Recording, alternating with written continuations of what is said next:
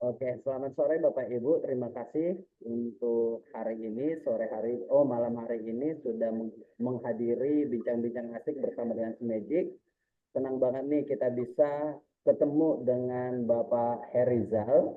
Beliau adalah teman saya kuliah dulu. Iya ya Pak ya. Ya betul. Satu angkatan, Pak ya. Satu Iya, modus, saya satu angkat. pembimbing lagi. Betul. Jadi kita alumni dari Universitas Pendidikan Indonesia dan beliau sekarang sedang menjadi dosen di mana Pak?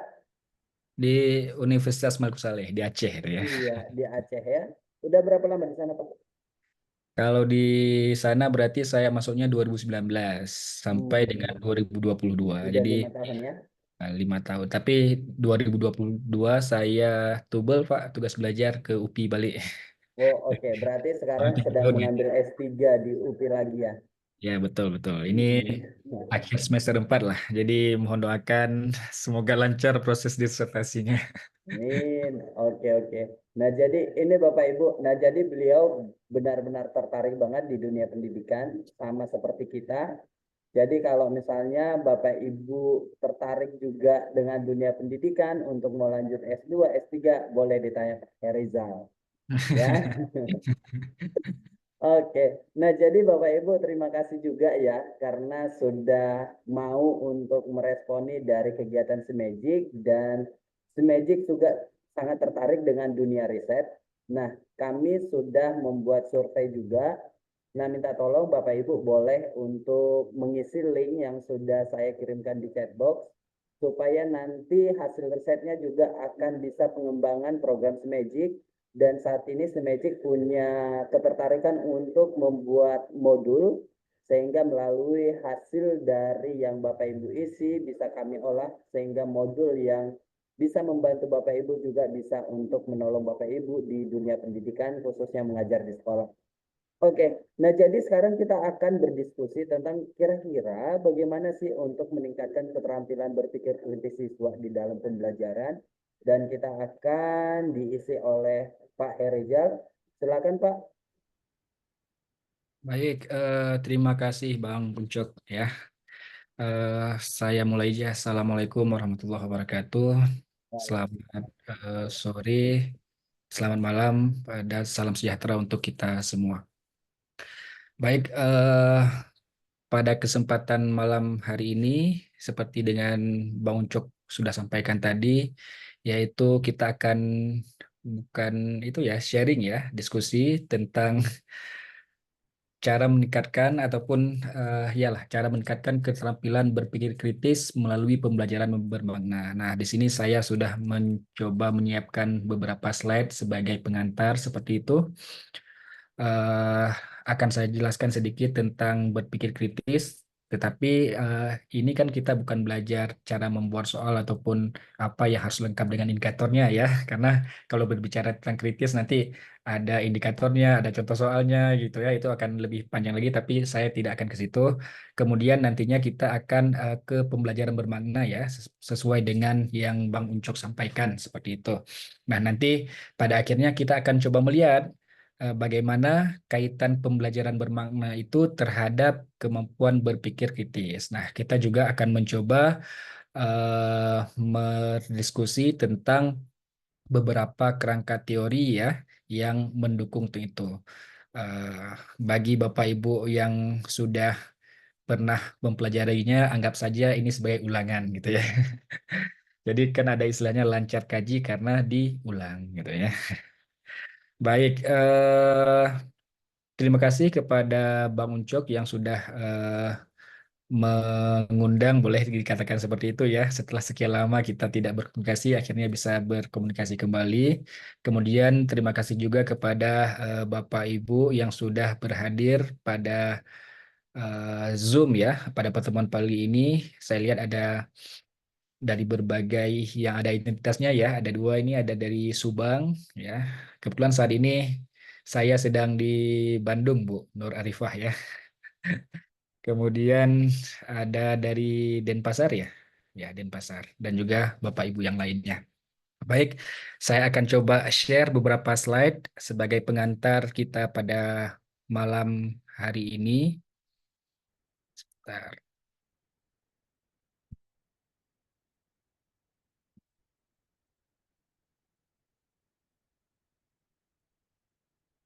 Oke. Apakah slide-nya udah kelihatan, Bang Ucok? Kalau di saya kelihatan, kita Ya, tanya peserta yang lain dulu. Bapak Ibu sudah kelihatan?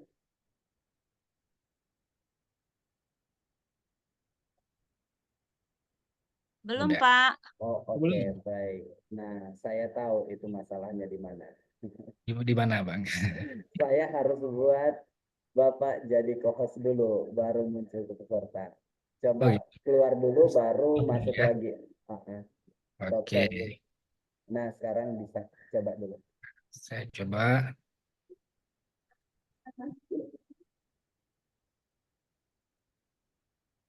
Nah, ini udah kelihatan Bapak Ibu?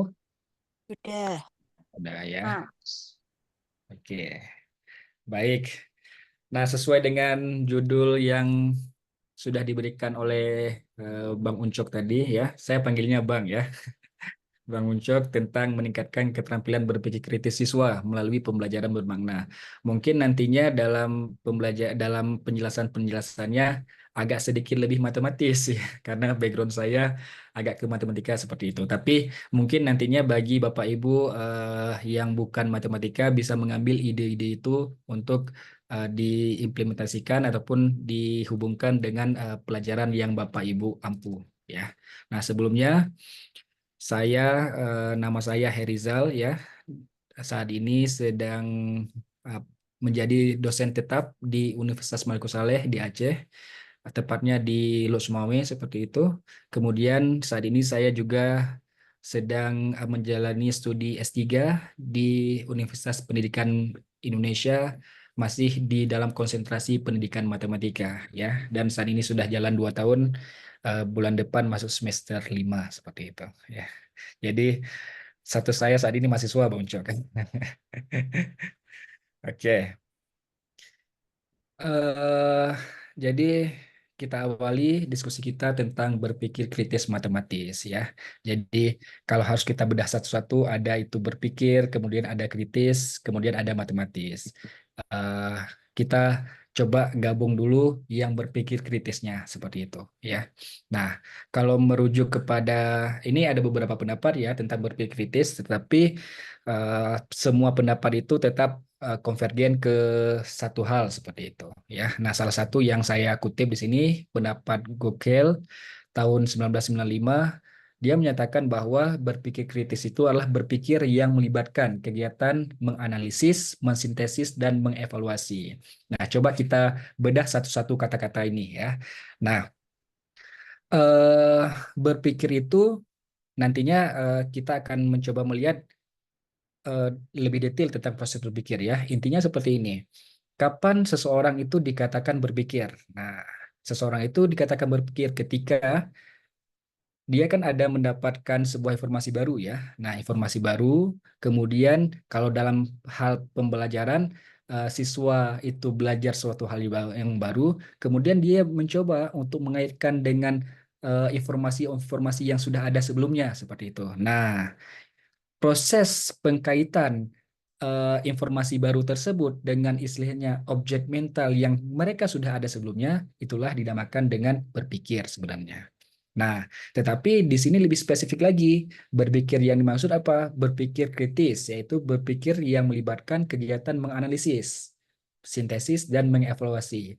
Kalau kita lihat istilah kata-kata analisis, sintesis, evaluasi, pasti kalau kita guru ataupun pengajar itu ingatnya ke taksonomi Bloom seperti itu ya. Jadi kan ada level-levelnya yang analisis, sintesis dan juga mengevaluasi seperti itu. Nah, singkatnya seperti ini kalau menganalisis itu dia dapat membreakdown suatu masalah ya, itu istilahnya, ataupun dapat memecahkan masalah ataupun konsep menjadi bagian-bagian kecil untuk memahami struktur dan hubungannya. Oke. Kemudian untuk kalau sintesis itu kebalikannya. Kalau tadi menganalisis kita bisa meng-breakdown ya, ada suatu barang yang utuh kita bisa pecah-pecah menjadi konsep-konsep kecil. Nah, kalau mensintesis kebalikannya, kita bisa menggabungkan ya, menggabungkan objek-objek kecil itu menjadi suatu kesimpulan atau menjadi sebuah bentuk yang baru seperti itu.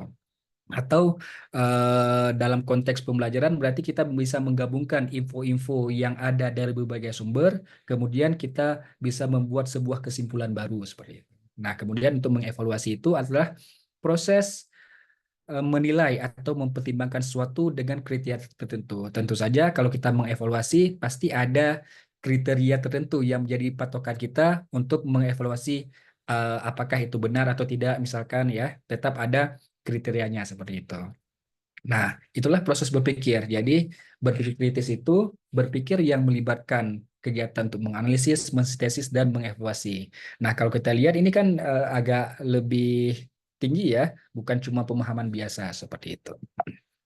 Kemudian, kalau dalam matematis berarti melibatkan kemampuan untuk menganalisis masalah matematis. Kalau tadi kan masih secara umum ya. Kemudian mengevaluasi argumen ataupun bukti dan juga membuat keputusan berdasarkan pemahaman mendalam seperti itu. Misalkan eh, ada pertanyaan, benarkah persegi panjang merupakan jajar genjang? Nah, itu kan eh, untuk sampai pada tahap kita menjawab iya atau tidaknya, kita kan harus menganalisis dulu apa itu definisi persi panjang, kemudian apa ciri-ciri daripada persi panjang, kemudian kita bandingkan dengan jajar genjang, apa definisinya, bagaimana sifat-sifatnya, apakah semua sifat yang dimiliki oleh persi panjang itu ada di jajar genjang, hingga pada akhirnya kita bisa membuat keputusan bahwa misalkan persi panjang termasuk ke dalam jajar genjang seperti itu. Nah, itulah berpikir kritis ya. Nah, secara umum apa tujuan akhir daripada berpikir kritis? Saya kira ini lebih penting ya. Karena kenapa? Kalau kita berbicara berpikir kritis, misalkan kita fokuskan dalam pembelajaran matematika, apa yang kita harapkan daripada berpikir kritis itu ya. Jadi apa yang kita harapkan dari siswa mampu berpikir kritis. Mungkin tidak semua siswa, katakanlah misalkan siswa SMA nantinya S1 akan melanjutkan ke S1-nya di jenjang di prodi pendidikan matematika ataupun menika. Artinya kan berpikir matematisnya itu tidak akan dipakai. Nah, sedangkan kita mau siswa itu perlu berpikir kritis. Untuk apa? Apa tujuannya ya? Secara umum tujuannya adalah agar mereka dapat membuat keputusan yang lebih baik, ya, memecahkan masalah dengan lebih efektif dan memahami informasi dengan lebih mendalam. Itu sebenarnya tujuan akhir daripada berpikir kritis. Sedangkan kita integrasikan dalam pembelajaran, misalkan dalam pembelajaran matematika ada istilahnya kemampuan berpikir kritis matematis, itu sebagai apa namanya ya, sebagai jalan saja ya, sebagai jalan untuk membentuk proses berpikir kritis siswa. Pada akhirnya kita inginkan siswa itu lepas daripada matematika, tetapi ide-ide itu ataupun konsep-konsep berpikir kritis itu mereka miliki. Apa itu? Mereka bisa membuat keputusan yang lebih baik, bisa memecahkan masalah dengan lebih efektif, dan memahami informasi dengan lebih mendalam. Itu dalam konteks yang luas ya, bukan hanya dalam konteks matematika. Katakanlah melihat hari ini kita disodorkan dengan berbagai macam informasi yang beredar di WA ya, share seperti itu. Nah, orang yang memiliki kemampuan berpikir kritis tentu dia tidak akan mudah percaya dengan apa yang mereka terima. Mereka akan periksa dulu apakah ini hoax ataupun apakah ini suatu informasi yang benar. Nah, itu akan dilakukan jika seseorang memiliki keterampilan berpikir kritis. Nah, untuk sampai ke tahap itu, salah satu caranya yaitu kita adalah usaha ikhtiar kita memasukkan ke dalam berpikir kritis matematis dan sebagainya. Nah, kemudian misal ya, kalau dalam hal matematis ini saya kira termasuk berpikir kritis juga ya.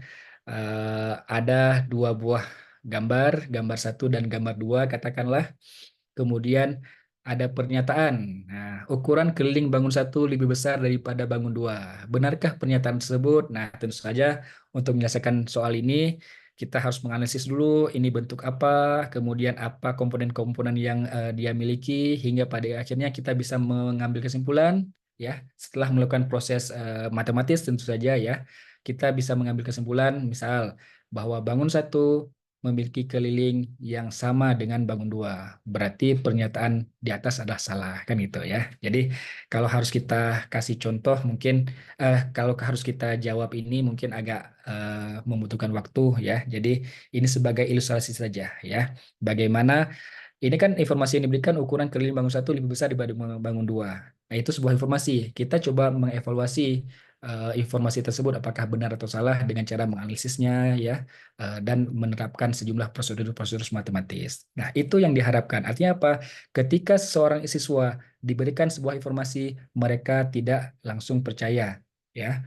Jangan-jangan informasi yang diberikan itu hoax seperti itu. Nah, berkaitan dengan informasi itu, saya coba membuat ini ya. Saya kira ini penting bagi kita pendidik, termasuk bagi saya, kita pengajar di level manapun. Saya kira ini penting untuk kita pahami ya. Nah, secara umum ada 3 jenis informasi seperti itu. Ada yang namanya hoax. Nah, tentu saja kita sudah tahu ya apa itu hoax. Hoax itu berarti informasi yang salah. Nah, kemudian ada yang namanya doxa ya. Doxa itu sesuatu yang kita yakini kebenarannya ya. Tetapi kita istilahnya belum dapat menjustifikasi kebenaran tersebut ya. Nah, kemudian istilah terakhir ada episteme. Nah, episteme itulah level tertinggi daripada informasi. Episteme itu nama lain daripada pengetahuan. Nah, sekarang pertanyaannya, kita sebagai pengajar, ya, saya juga menanyakan kepada diri saya seperti itu, apa yang sudah kita ajarkan ke siswa? Apakah selama ini kita ajarkan kepada siswa itu epistem berupa sebuah pengetahuan atau doxa atau yang kita ajarkan hoax gitu ya. Ini kan berkaitan dengan informasi, maksudnya termasuk informasi-informasi yang materi-materi yang kita ajarkan seperti itu ya. Nah, eh, seperti ini deh. Kalau doxa itu sesuatu yang kita yakini kebenarannya, tetapi kita belum dapat menjustifikasinya. Nah, itu kalau dalam konteks pembelajaran mereka, saya kira sering ya, sering. Ya, saya harus mengakui saya juga seperti itu mungkin ya. Kita hanya memberikan pernyataan-pernyataan ataupun rumus-rumus kepada siswa tanpa menyodorkan bukti ataupun justifikasi kenapa itu benar. Contoh yang paling sederhana, misalkan dulu waktu kita di SD, kita belajar pembagian pecahan, Bang Ucok ya. Gimana dulu pembagian pecahan? Oh, kalau ada 2 pecahan, berarti bagi jadi kali, kemudian suku keduanya dijungkir balik gitu ya.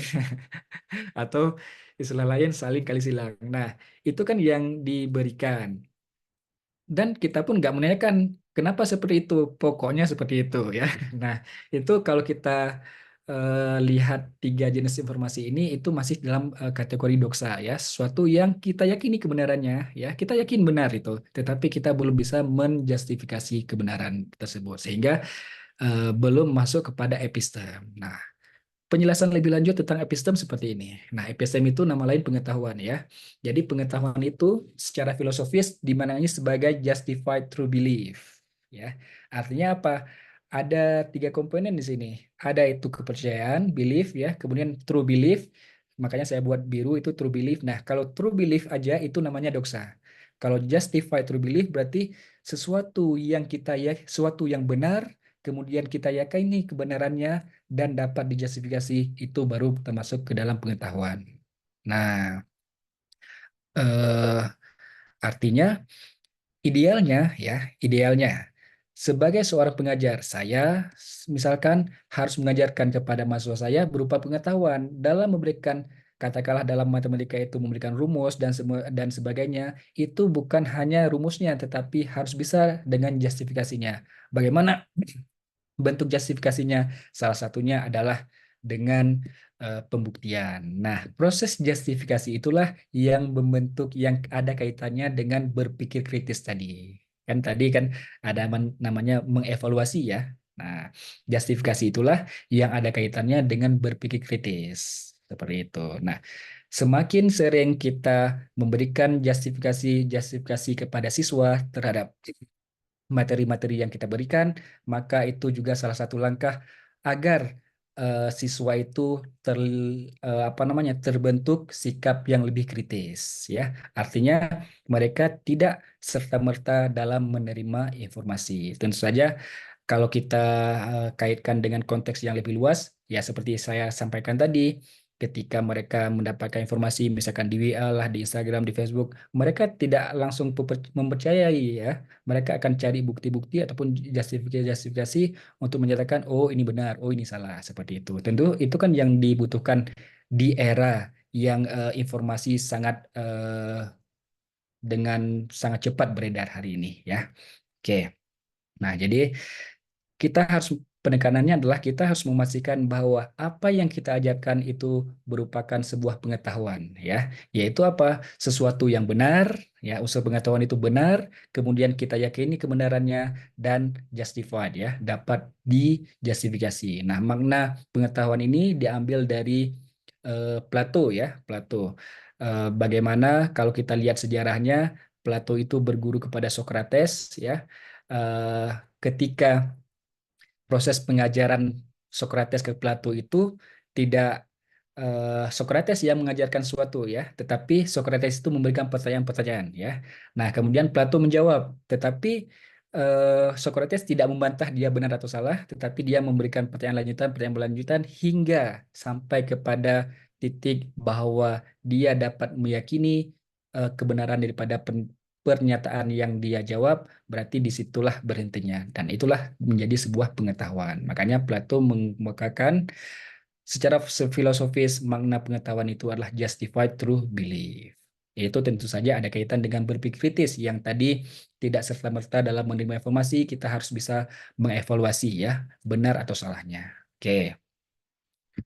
Nah, sekarang kita masuk ke pembelajaran bermakna. Nah, ya. Tentang pembelajaran bermakna, saya yakin pasti Bapak Ibu di sini sudah sangat paham tentang pembelajaran bermakna. Jadi malam ini kita coba mengulang sedikit ya tentang pembelajaran bermakna. Ada banyak definisi pembelajaran bermakna. Nah, yang hijau itu saya dapatkan di websitenya PAUD ya, Dikdas apa pendidikan dasar ya kalau PAUD ya, saya lupa. Nah, yaitu dalam konteks yang anak-anak kan berarti pendekatan yang memungkinkan anak-anak belajar melalui pengalaman nyata yang relevan dan berarti bagi mereka. Nah, itu pembelajaran bermakna. Sedangkan yang lebih tinggi lagi yaitu pembelajaran bermakna itu pendekatan pembelajaran yang menghubungkan pengetahuan baru dengan pengetahuan yang sudah ada dalam struktur kognitif siswa, seperti itu. Dan ini juga kalau kita baca teori belajar, itu kan kalau teori Ausubel ya, teori Ausubel tentang pembelajaran bermakna.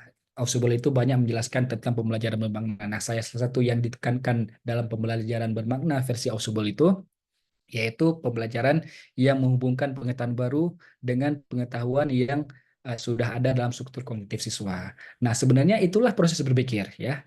Proses menghubungkan pengetahuan baru dengan pengetahuan yang sudah ada dalam struktur kognitif siswa, disitulah letak proses berpikir. Nah, kalau kita lihat sebelum ini saya ke sini dulu. Nah, tahapan pemerolehan pengetahuan ya. Tahapan pemerolehan pengetahuan itu ada tahapan perseptual namanya. Kemudian perseptual itu apa? Artinya sesuatu yang nampak secara indrawi ya. Misalkan kita lihat oh bentuk pulpen seperti itu misalkan. Kemudian oh bentuk persegi panjang seperti itu. Nah, itu perseptual. Kemudian memori eh, pengetahuan yang kita peroleh pada tahap perseptual itu seringkali sifatnya deceptif, seringkali sifatnya menipu ya.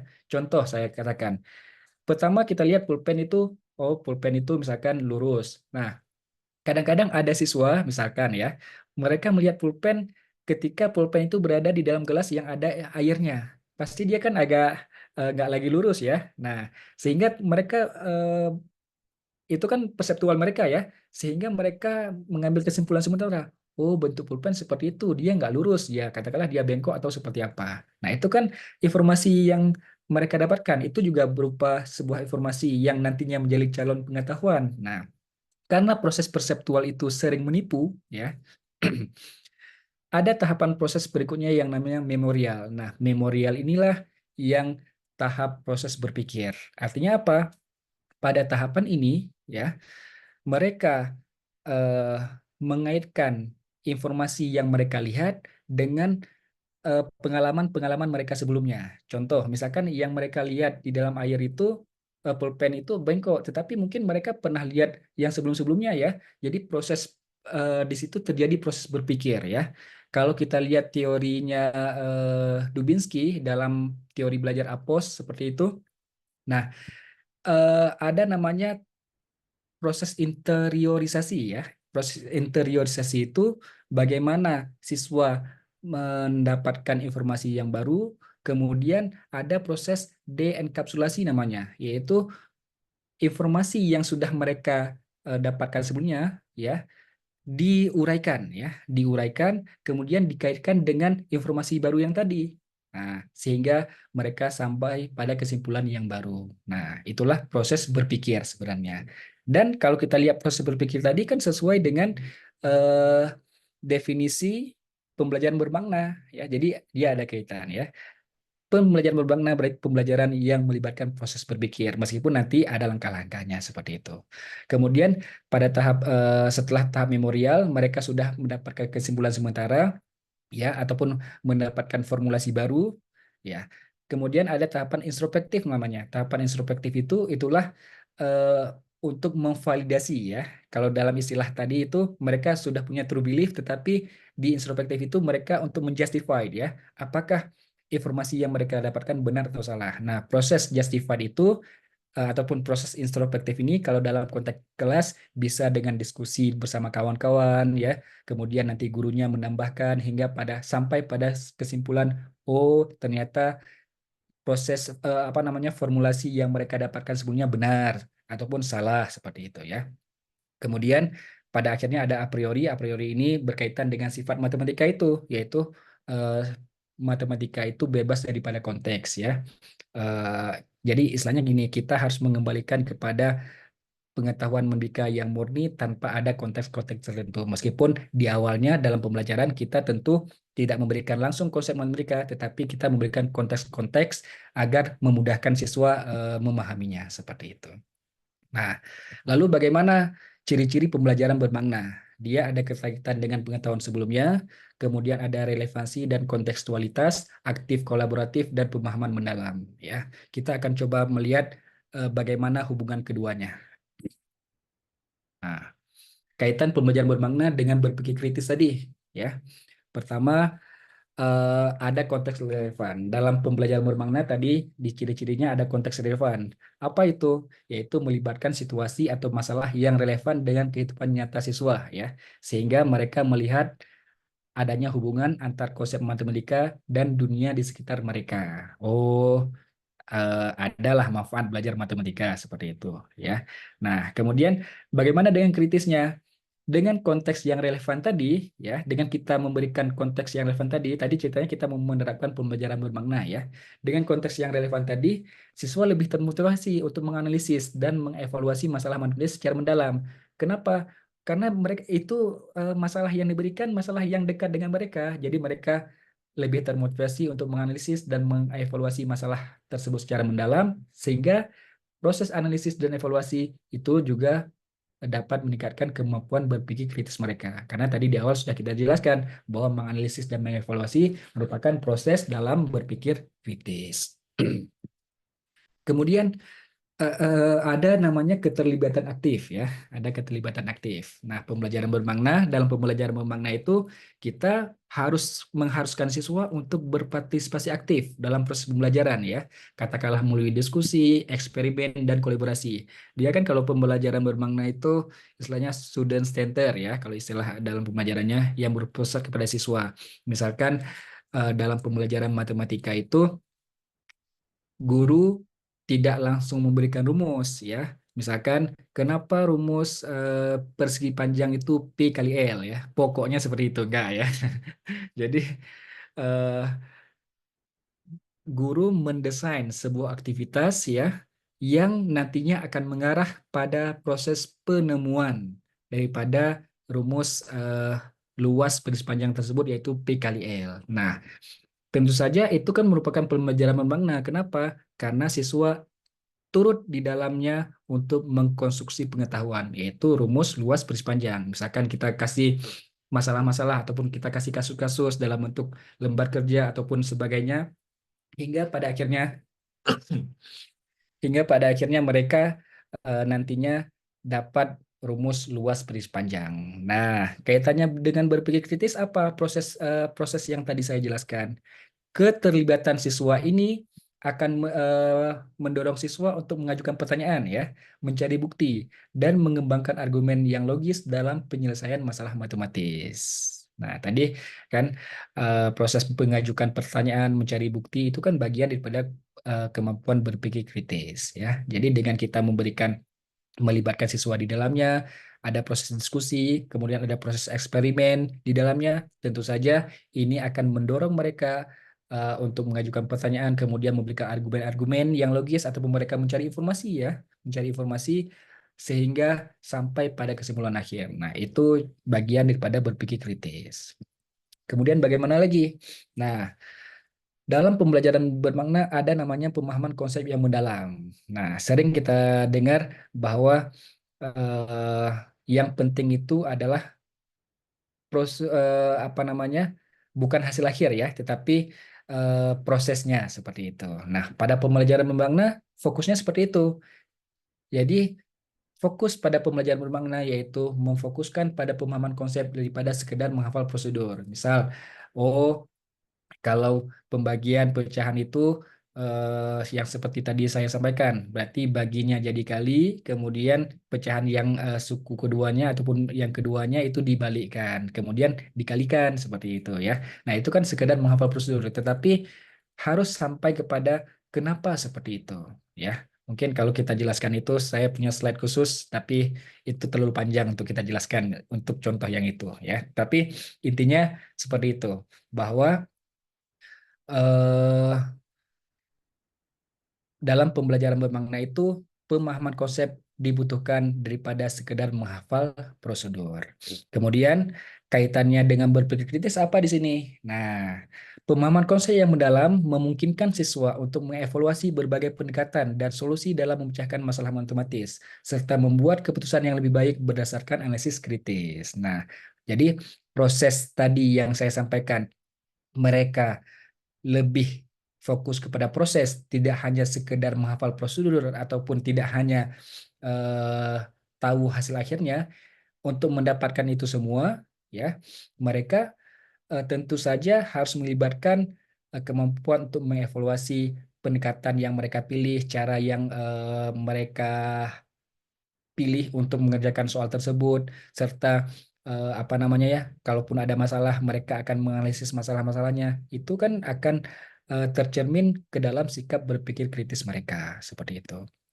Kemudian ada lagi pemecahan masalah kompleks. Nah, dalam pembelajaran bermakna, memberikan siswa kesempatan untuk memecahkan masalah nyata yang kompleks dan memerlukan penerapan konsep matematika yang berbeda ya. Artinya tidak hanya satu konsep matematika, bisa jadi beberapa konsep matematika digabung dalam satu soal seperti itu.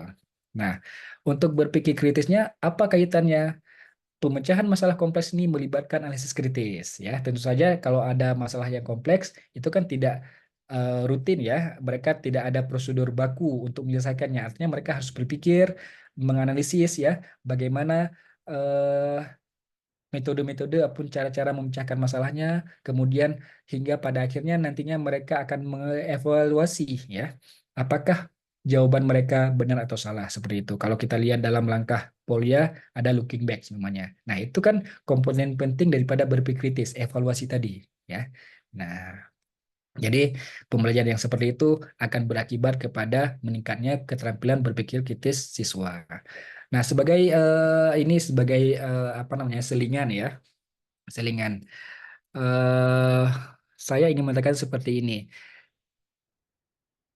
Cara meningkatkan keterampilan berpikir kritis siswa itu bisa kita integrasikan dalam pembelajaran yang seperti tadi ya. Nah, ataupun boleh juga kita sering memberikan soal-soal yang ada proses analisisnya lah seperti itu kepada siswa. Agar kenapa? Agar mereka bisa meningkatkan keterampilan berpikir kritis. Jadi istilahnya gini, tidak selalu memberikan soal-soal rutin, tapi mungkin jangan selalu pula ntar panas pula kepala mereka ya. Jadi diselingi dengan soal-soal yang mereka harus berpikir lebih lanjut seperti itu ya. Nah, misalkan ada soal ini, harga normal sebuah jaket adalah 50 Z. Ini saya adaptasi dari buku panduan PISA ya. Nah, toko tersebut memberikan diskon 20%. Nah, di suatu negara setiap barang dikenakan pajak penjualan 5%. Di pelayan toko tersebut terlebih dahulu menambahkan pajak 5% ke harga jaket, baru kemudian menghitung diskon 20%. Nah, pembelinya protes. Dia ingin diskon dulu, baru tambah pajak. Dengan harapannya mungkin kalau sudah didiskon berarti ntar harganya sudah lebih kecil, pajaknya juga lebih kecil ya. Nah, apakah hal tersebut berbeda atau tidak? Tentu saja ini mereka harus menganalisis ataupun mencari satu-satu dengan memberikan sebuah kasus tertentu ya, membagi kasus. Misalkan kasus pertama seperti apa, katakanlah mereka mungkin ada siswa yang mencoba ya, misalkan harga bajunya, harga jaket itu misalkan 100.000 ya, kemudian pajaknya 5% berapa, kemudian diskon 20% berapa, kemudian dibandingkan dengan eh, kalau harga baju 100.000 itu diskon 20% berapa, kemudian baru ditambahkan pajak 5%. Nah, nanti dari situ akan dapat kesimpulan, hingga pada akhirnya mungkin bentuk itu bisa diperumum ya, ada formulasi umumnya seperti itu. Kemudian, nah ini contoh soal yang saya ambil dari Dr. Safari MA PAU. Beliau ada satu slide, saya kira bagus juga ya. Ini sebenarnya sederhana ya. Kalau istilah dulu, mungkin sekarang nggak ada lagi istilah KADI ya. Dulu kan kalau istilah kita ada kompetensi dasar ya. Ini mungkin kalau saya lihat soal ini kompetensi dasarnya penjumlahan dua bilangan bulat katakanlah seperti itu ya. Nah, biasanya kalau penjumlahan dua bilangan bulat itu kan soalnya 5 tambah 7 sama dengan berapa gitu ya. Nah, sekarang itu kan mungkin tidak akan mengarah kepada proses berpikir kritis siswa. Nah, sekarang kita coba memberikan soal-soal yang mengarah ke sana. Misalkan ini ada 3 jenis soal yang berbeda, tetapi tujuannya sama ya. Pada ujungnya mereka mampu menjumlahkan katakanlah bilangan bulat seperti itu ataupun bilangan asli. Nah, misalkan Ali menggunakan kalkulator untuk menjumlahkan 50 tambah 25, namun salah mencet angka yang seharusnya 25 tertekan 35. Apa yang harus dilakukan untuk mendapatkan hasil penjumlahan yang seharusnya? Nah, itu kan eh, tujuan akhirnya tetap pada menjumlahkan dua bilangan bulat seperti itu. Meskipun nanti di situ ada pengurangan ya. Ataupun KD-nya kita tambahkan menjumlahkan dan penjumlahan dan pengurangan bilangan bulat seperti itu ya. Ataupun yang ketiga ya, Badu menggunakan kalkulator miliknya untuk menjumlahkan angka 50 tambah 25, tetapi tombol 5 pada kalkulator Badu rusak. Badu bermaksud meminjam kalkulator Ali. Nah, Ali mengatakan bahwa Badu tetap dapat menggunakan kalkulator rusak miliknya. Apakah Ali benar? Nah, jelaskan alasanmu. Nah, seperti itu. Jadi, eh, tujuan akhirnya kan tetap pada penjumlahan itu, tetapi dengan kita memberikan ini mereka bisa mengeksplor, oh kalau nggak pakai 5 berarti pakai angka berapa saja, mereka mencoba hingga pada akhirnya nanti dapat mungkin 50 itu dipecah menjadi beberapa angka yang nggak ada unsur limanya seperti itu, kemudian 25 juga dipecah yang nggak ada limanya, sehingga pada akhirnya kan itu membentuk proses mereka ya, eh, untuk bisa kepada tujuan akhir tadi apa, yaitu penjumlahan ataupun pengurangan bilangan bulat seperti itu ya. Kemudian ada satu lagi, ini saya dulu ya pas awal-awal ada Pusmenjar ya, ada soal numerasi seperti itu. Saya kira ini juga termasuk bagian daripada berpikir kritis ya. Jadi ada beberapa diskon dari toko A, toko B, toko C, toko D, toko E, dan toko F ya, dengan gaya diskon masing-masing toko. Kemudian eh, ada soalnya seperti ini ya. Misalkan besar diskon di toko B sama dengan diskon di toko C, ataupun barang benar atau salah ya. Tentu itu kan memerlukan proses explore-explore ya. Nah, itu beberapa kita tidak akan mencoba menyelesaikan di sini, tapi ini sebagai ilustrasi saja ya. Ilustrasi bahwasanya dengan soal-soal yang tidak rutin seperti ini kan berbicara tentang soal apa ya, persentase ya, ataupun yalah diskon ya, tentang diskon yang biasanya langsung saja misalkan harga sepatu 200.000 diberikan diskon 20%, berapakah Andi harus membayarnya misalkan seperti itu kan agak rutin, sedangkan yang seperti ini mungkin agak lebih menuntut proses berpikir siswanya seperti itu. Nah, itulah beberapa cara yang bisa kita lakukan guna untuk meningkatkan keterampilan berpikir kritis siswa ya. Bisa dalam proses pembelajarannya, kemudian bisa juga dalam memberikan soal-soal yang tidak rutin tentunya ya. Nah, sebagai penutup ini saya kira penting juga ya. Penutup dalam pemaparan materi saya. Kalau kita lihat berpikir kritis ya, harus dipastikan kepada siswa adalah mereka tidak hanya kritis untuk orang lain, tetapi juga harus kritis untuk sendiri. Itu saya kira penting ya. Karena banyak kita lihat kita terlalu kritis ya. Mungkin bisa jadi saya termasuk di dalamnya ya. Kita terlalu kritis untuk orang, tetapi kita lupa kritis terhadap diri sendiri. Seperti itu ya. Jadi pastikan dalam pembelajaran mungkin kita singgung itu juga ya. Agar mereka tidak hanya kritis terhadap orang, tetapi juga kritis terhadap diri sendiri. Artinya apa? Diri kita sudah benar atau belum. Itu dalam kaitan dengan evaluasi tadi. Ya, saya kira sekian dulu pemaparan dari saya. Mungkin ada yang ingin ditambahkan, boleh silahkan Bapak Ibu. Terima kasih. Saya kembalikan ke Bang Ucok. Oke, baik, thank you banget Bu. Nah, jadi ini menjadi hal yang menarik ya, karena ketika sebelum kita untuk memberikan hal yang pertanyaan-pertanyaan kritis kepada anak-anak atau soal-soal yang butuh berpikir kritis, perlu kita pahami dulu apakah memang pembelajaran yang sudah kita berikan sudah menolong mereka untuk berpikir kritis atau enggak. Itu ya yang harus perlu kita evaluasi.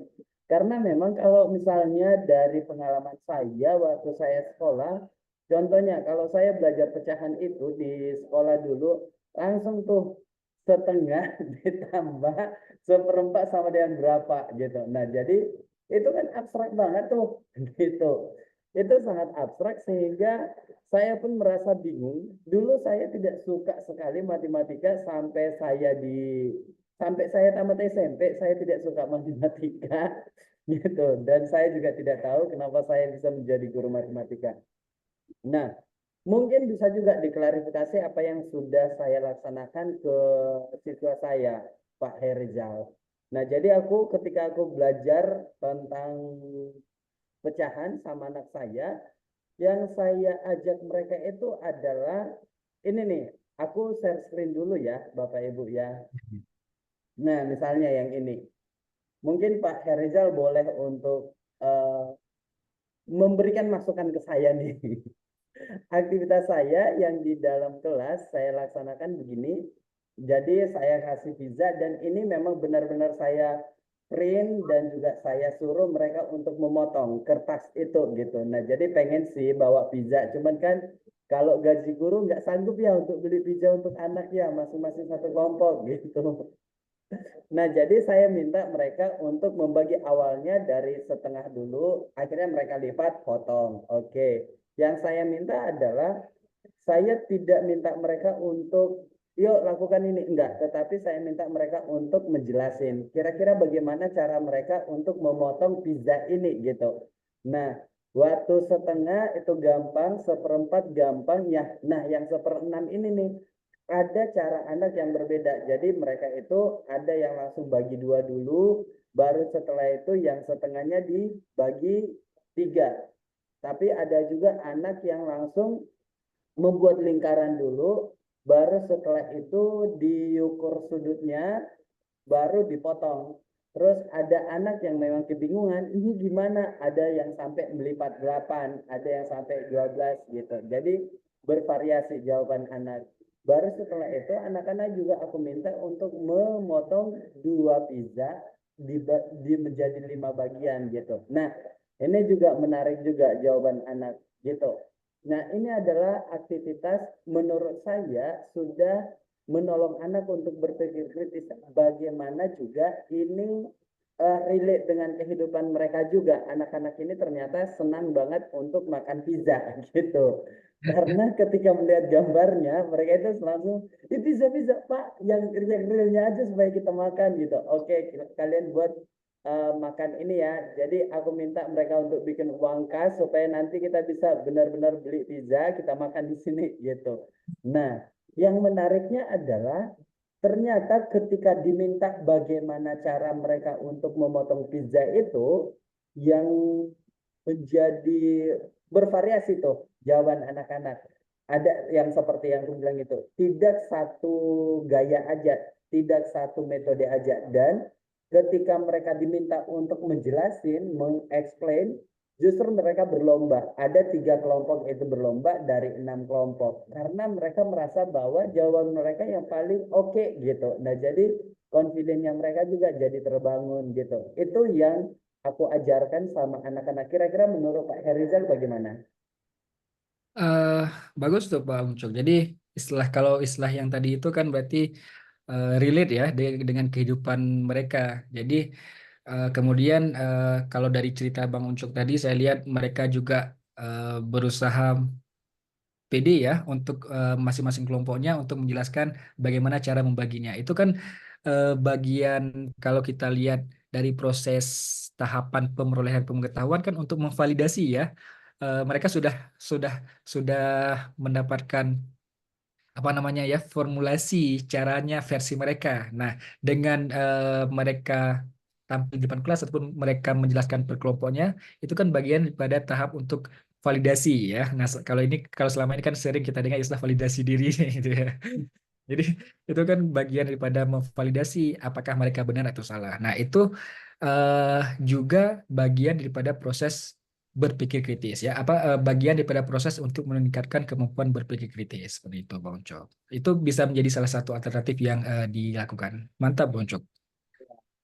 Nah, mungkin ada juga tuh yang guru-guru di sini yang ngajar di SMA. Kalau di SMA kan memang susah banget tuh kasih aktivitasnya gitu kan. Iya. Jadi kebetulan saya mengajar di SMP sama SMA, dan yang saya ajari sekarang itu kelas 12, kelas 8 sama kelas 9. Aku juga punya contoh juga nih, mungkin bisa juga divalidasi juga apakah ini tergolong aktivitas yang menolong anak untuk berpikir kritis atau enggak. Ya, oleh Topik yang saya ajarkan itu tentang turunan gitu. Nah, jadi yang turunan itu kan relate dengan kecepatan, percepatan gitu kan ya. Nah, ya. jadi contohnya ini, yang saya minta adalah mereka itu, saya minta untuk menjelasin kenapa ini kalau misalnya diisi dengan air, kedalaman dari airnya itu dengan waktu yang digunakan itu bisa membentuk garis lurus. Otomatis mereka sudah belajar tentang fungsi sebelumnya gitu. Nah, setelah itu aku kasih kasus yang berbeda lagi tuh. Ini kami akan jawab kira-kira kata kunci dari apa yang kami pelajari itu aku tekanin terus gitu. Nah, yang kedua, ternyata kalau embernya begini, kenapa bisa menjadi tidak garis lurus beda dengan yang ini gitu. Nah, akhirnya, nah ternyata anak-anak itu jadi langsung mikir, iya kenapa ya gitu. Sehingga mereka mengidentifikasi, oh karena memang kalau misalnya di sini di bawah, waktu yang digunakan untuk mengisi di bawah itu jauh lebih cepat. Sedangkan kalau ke atas itu jauh lebih lama karena memang volume yang harus diisi lebih banyak gitu. Diameternya lebih Sehingga besar ya. betul. Nah, terus langsung masuk lagi ke sini. Saya minta mereka untuk memprediksikan gitu. Jadi bertahap tuh. Di awal yang datar dulu, di awal yang datar, terus yang kedua, ternyata ember ini, yang ketiga langsung bentuknya begini gitu. Nah, jadi mereka prediksikan tuh, oh kalau di sini lambat, tapi kalau di sini lebih cepat, tetapi ini tetap garis lurus. Sedangkan yang di sini, oh ini jadi kurva bentuk U gitu. Jadi ini mereka langsung identifikasi berdasarkan yang pertama dan kedua, kira-kira begitu. Kira-kira menurut Pak Heri, kira-kira bagaimana? Itu nanti kesimpulan akhirnya seperti apa, Bang Ucok? Nah, kesimpulan terakhirnya itu mereka akhirnya menemukan hubungan dari waktu dan juga kedalaman itu langsung masuk kepada tangent Oh gitu. ya. Ya, saya kira bagus ya. Eh, eh, apa namanya tujuan akhirnya ke sana. Cuma paling eh, yang perlu dipastikan bahwasanya konsep akhir yang mereka dapatkan itu tidak lagi terkait dengan yang contoh-contoh tadi itu ya. Jadi lebih kepada konsep umum seperti itu. Karena nantinya kan dalam katakanlah dalam soal-soal kan bukan hanya konteks itu saja ya. Paling harus Betul, dipastikan itu saja. Jadi istilahnya konteks mereka bisa bebas konteks. Nah, itulah yang tadi saya sampaikan a priori ya, bukan lagi a betul. posteriori. Contoh yang sederhananya mungkin saya kasih lain Bang Ucok seperti ini ya. Dalam kita sering ya, saya juga sering menyebutkan, misalkan ada segitiga siku-siku seperti itu ya. Nah, kita sering menyebutkan garis miring, ya, garis miring, eh, garis miring dalam suatu segitiga siku-siku. Karena segitiga yang siku-siku yang kita berikan selalu dalam keadaan tegak ya, ya saya harus mengakui saya juga seperti itu, pasti tegak seperti ini ya, kayak L dia ataupun terbalik gitu ya. Kemudian ada garis miring seperti itu. Terus eh, ya udah kita cuma memperkenalkan garis miring yang seperti itu. Ini segitiga siku-siku, ini garis miringnya seperti itu. Jadi karena sudah namanya garis miring, kemudian posisinya miring, terframe kepada siswa, oh berarti garis miring itu yang miring gitu ya. Nah, sedangkan informasi lain mungkin tidak kita berikan. Nah, ketika kita coba memberikan sebuah segitiga siku-siku dalam kondisi kita katakanlah rotasikan berapa derajat sehingga semuanya miring. Nah, terus kita tanya sama siswa, ini mana sisi miring? Nah, nggak tahu mereka karena kenapa semua miring. Nah, saya kira hal-hal yang seperti itu harus menjadi perhatian saya juga kita semua ya, bahwa eh, dalam pembelajaran itu mungkin kita memberikan konteks-konteks katakanlah segitiga tunggu seperti itu, tetapi harus kepada konteks umumnya ya. Apa yang sebenarnya dimaksud dengan sisi miring katakanlah. Meskipun kalau saya lihat kayaknya penyebutan sisi miring itu agak sedikit bermasalah ya. Yang lebih tepatnya memang terjemahan daripada bahasa Inggrisnya. Kalau bahasa Inggrisnya kan hypotenuse ya, tapi kalau bahasa Indonesianya hipotenusa ya. Saya kira itu lebih lebih aman dibandingkan kita sebutkan sisi miring. Kalau sisi miring nanti Betul. terframe pula bahwa Padahal dia tinggal dibalikannya. tapi kalau hipotenusa itu kan artinya sisi yang terpanjang dalam Yang segitiga siku terpanjang. atau sisi yang terletak di hadapan sudut siku-siku. Itu kan lebih panjang, Betul. lebih lebih aman. Artinya kan apa? Bagaimanapun bentuk segitiga itu mau miring semuanya, kalau dia siku-siku pasti ada sisi miringnya ataupun pasti ada hipotenusanya ya. Jadi saya kira itu harus kita pastikan mereka tidak terkait dengan konteks-konteks seperti itu. Mereka harus bisa sampai kepada bebas konteks. Nah, ini lagi ada pertanyaan nih, Pak Heri, dari Bu Nurul sama Pak Solis. Oh Nah, ya, izin bertanya Pak Herizal, untuk asesmen awal bilangan berpangkat, biasanya dia berikan contoh pertanyaan pemantik untuk mengasah berpikir kritis siswa.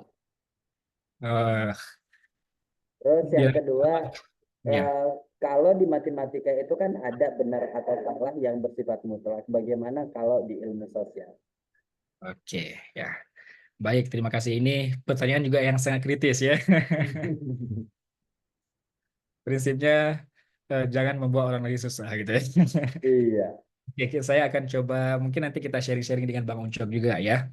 Untuk yang pertama tentang mungkin bagaimana cara kita memberikan pertanyaan pemantik untuk mengasah berpikir kritis siswa tentang bilangan berpangkat ya. Nah, tentang bilangan berpangkat itu misalkan kenapa eh, itu kan harus sampai kepada konsep A misal ya. A kali A kali A kali A sebanyak N kali itu sama dengan A pangkat N ya. Nah, saya em, terus terang belum terbiasa ngajar di level SMA ya. Mungkin kita bisa memberikan contoh-contoh kasus eh, tidak selalu harus kasus dunia nyata ya, tidak selalu harus kasus dunia nyata, bisa juga contoh-contoh dalam matematika seperti itu. Misalkan kita kasih bilangan eh, 2, kemudian kita kasih bilangan 4, bilangan 8 ya. Kemudian 2 itu bisa kita ubah menjadi 2, kemudian 4 itu misalkan 2 kali 2, kemudian misalkan 8 itu katakanlah 2 kali 2 kali 2 itu kan pada akhirnya nantinya akan mengarahkan kepada bilangan berpangkat bahwasanya ada di situ 2 pangkat n katakanlah ya, ataupun misalkan duanya ada 3 kali berarti 2 pangkat 3 seperti itu ya. Mungkin yang terbayang sekarang seperti itu, tapi mungkin itu harus kita mikir mendalam ya, harus kita renungkan dulu seperti itu. Atau Bang Ucok ada, Aku tambahin ya. ya boleh silakan silakan. Nah, Mungkin Bang Ucok kebetulan yang ini lebih hal yang pengalaman menarik gitu. aku ajarkan sama siswaku juga, Pak Eri. Oh, ya, ya. Nah, jadi saya belajar untuk tidak membatasi kemampuan siswa saya tidak berdasarkan rumus-rumus. Jadi saya tinggal modifikasi soal-soal yang ada untuk bisa diarahkan ke anak-anak. Contohnya yang ini. Bapak Ibu boleh lihat soal yang saya berikan kepada anak saya. Jadi di sini berbicara tentang ada seseorang anak yang punya rencana untuk mau menabung. Dan rencana pertama itu dia menabung setiap hari 2 kali dari hari sebelumnya, atau dia itu tiap bulannya menabung $500 tiap bulannya gitu. Nah, jadi pertanyaan saya kira-kira yang mana gaya menabung yang lebih menghasilkan banyak uang? Kalau dalam 1 bulan yang mana, dalam 1 tahun yang mana, kalau yang 5 tahun yang mana gitu. Nah, ini kan pertanyaan bisa dijawab, nggak harus ketemu angkanya, tetapi Ya, mereka bisa analisis tuh. Kalau misalnya yang 1 hari dikali 2 dengan hari sebelumnya, itu sudah masuk ke perpangkatan.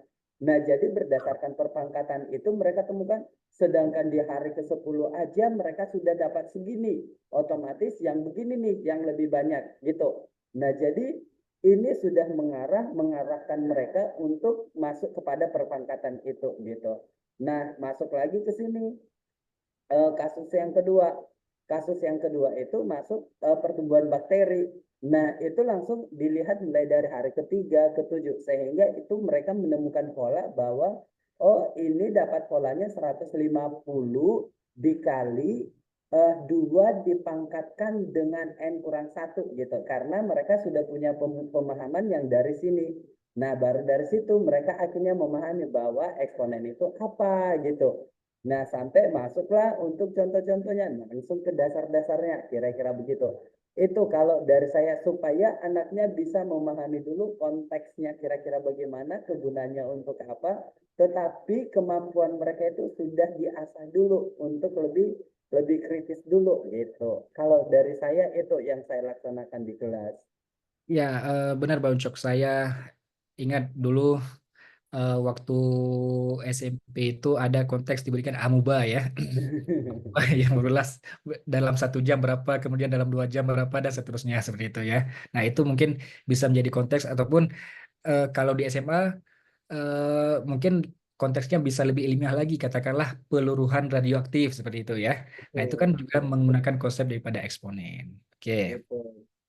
Pinjol baik. juga bisa, pinjol juga bisa, cuman Oh iya. apakah konteksnya di lokasi di tempat kita mengajar itu anak-anak familiar dengan pinjol, tetapi kita harus modifikasi dulu soalnya, jangan sampai kita buat dengan terlalu kompleks yang akhirnya anak tidak bisa mengerjakan secara manual.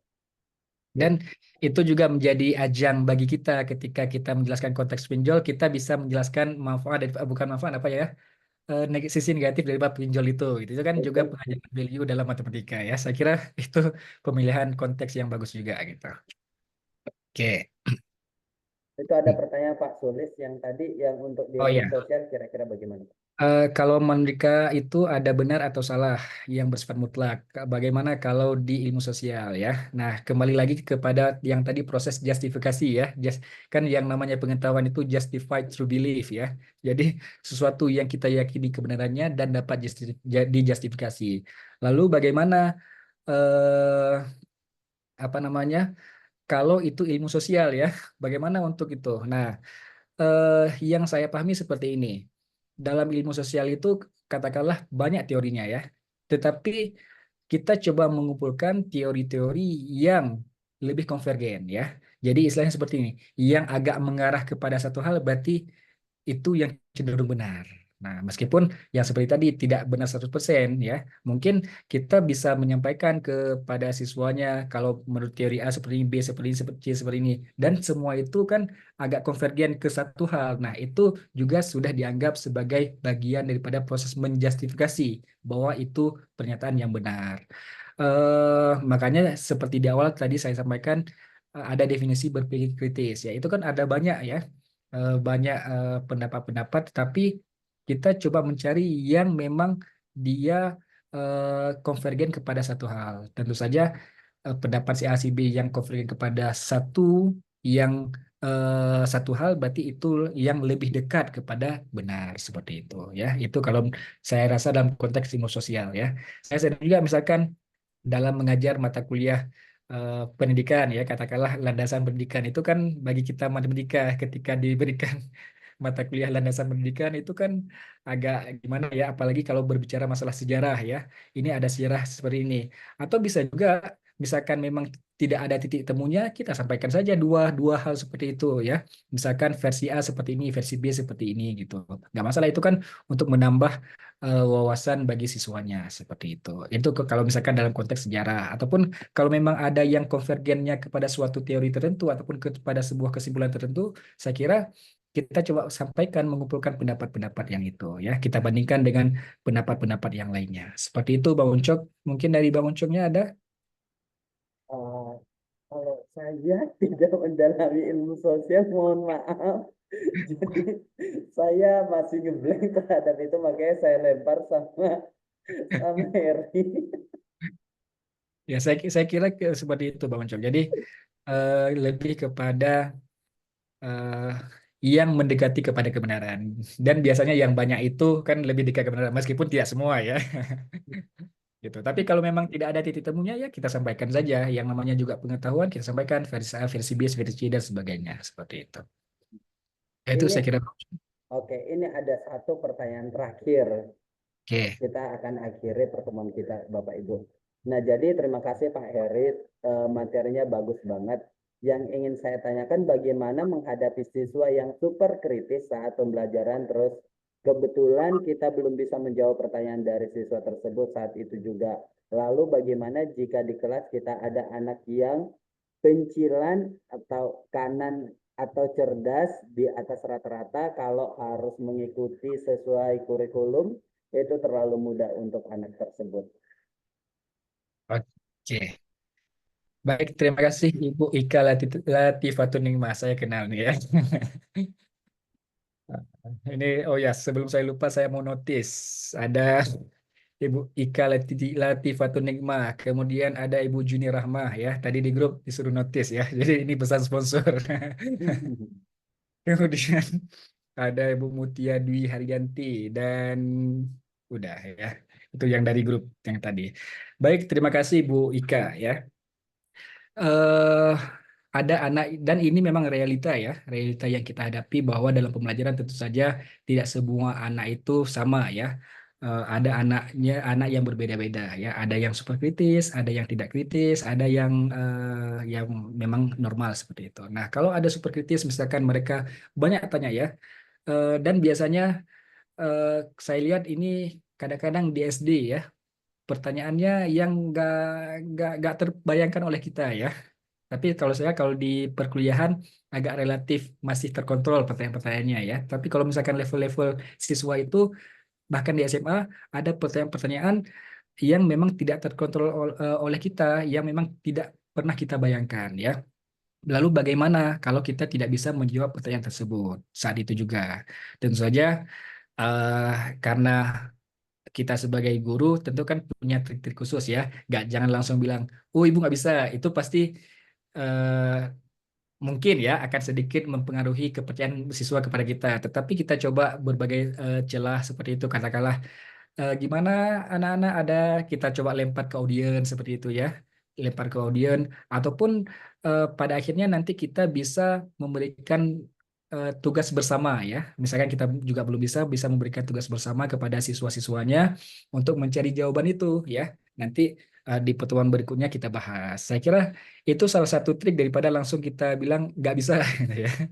Jadi kita lempar ke audien dulu, ke siswa-siswa yang lain dulu, bagaimana pendapat mereka. Mungkin ada daripada siswa-siswa itu yang mungkin lebih apa namanya tahu jawabannya seperti itu. Atau kalau memang tidak ada titik temunya, ya seperti tadi ya, kita coba untuk menjadi tugas bersama seperti itu. Atau Bang Uncok pernah mengalaminya?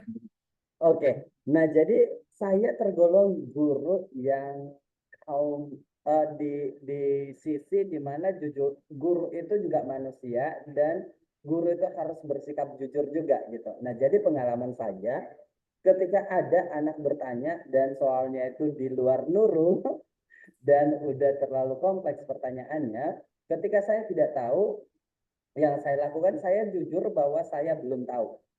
Tetapi saya kasih tahu, sorry ya Bapak belum dapat nih jawabannya. Ada hal yang perlu saya klarifikasi dulu, jadi saya ragu untuk menjawabnya. Nah, minggu depan atau pertemuan selanjutnya, Bapak pasti akan jawab ini. Karena saya tidak mau untuk memberikan jawaban yang tidak pasti kepada kalian gitu. Nah, ternyata dengan sikap jujur yang demikian, anak saya sejauh ini tidak pernah untuk merendahkan Pak Uncok itu bodoh banget sih, enggak begitu. Justru mereka itu ya sejauh ini masih tergolong salut, bahkan mereka merasa bahwa Pak Uncok itu adalah guru yang paling membuat mereka pusing dengan soal-soal yang diberikan gitu. Nah, jadi yang perlu diperhatikan adalah bagaimana aktivitas kita yang kepada anak-anak, apakah aktivitas itu cukup menantang bagi mereka atau justru sama seperti guru-guru yang lain yang hanya mengajar ya udah ini rumus, contoh soal, jawaban gitu. Kalau yang begitu otomatis mereka akan merendahkan kita gitu. Itu sih kalau dari pengalaman saya, Pak. Benar banget. Tapi mungkin ada sedikit penekanan ya. Pastikan kita tahu dulu karakteristik siswa ya. Iya, Ada betul betul. siswa dalam kelas itu mereka belak-belakan terus ya.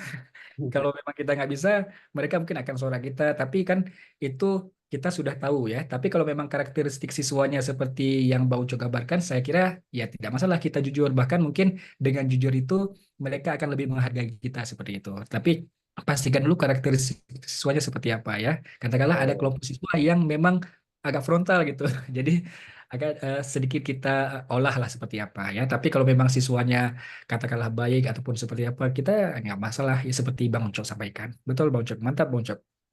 Oke, siap. Thank you Pak Herizal, thank you Bapak Ibu semuanya, dan inilah yang merupakan tujuan dari Magic, kenapa kita ada kumpul barang begini, supaya ide-ide dari kita bisa saling kita asah di sini, saling konfirmasi sehingga di kelas kita akhirnya bisa membenahi kondisi pendidikan di Indonesia khususnya, baik di SD, SMP, SMA, atau dimanapun kita mengajar gitu. Nah jadi Bapak Ibu, minta tolong kami dari Simagic mengembangkan program-program Simagic juga, bahkan kami melakukan riset untuk di kegiatan Simagic ini, supaya kita bisa lebih maksimal. Minta tolong untuk diisi Google Form yang sudah saya isikan di chat box, supaya melalui dari situ kita bisa mengembangkan lebih dalam lagi. Dan saat ini adalah program Simagic adalah melalui risetnya, kami berharap kami bisa membantu guru-guru yang ada di Indonesia untuk pengembangan modulnya. Bapak Ibu guru juga bisa mengembangkan modul sehingga dalam pembelajaran kita tidak lagi terpaku kepada satu buku, tetapi kita sudah bisa mengembangkan referensi kita sendiri gitu. Terima kasih Bapak Ibu, terima kasih Pak Herizal, terima kasih semuanya sudah hadir. Dari pertama sampai sekarang ada sampai 20-an loh yang hadir. Ini luar biasa. Thank you semuanya. Oke, thank you Bapak Makasih Ibu. Bang Ucok, makasih Bapak Oke, Ibu. saya end Mohon ya. maaf atas segala kekurangan ya.